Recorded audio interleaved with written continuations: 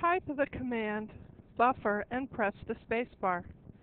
Then start typing the letters M, A, J, O until the Mage Roads layer is highlighted in the list. Press the Tab key to enter the rest of the name. Press the spacebar to enter the next argument, the output feature class. Type road buff 400.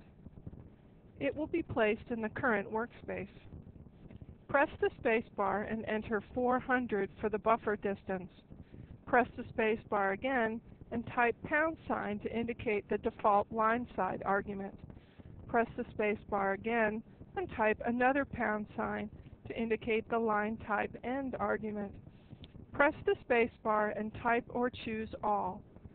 The final command should look like this. Press Enter when you're finished.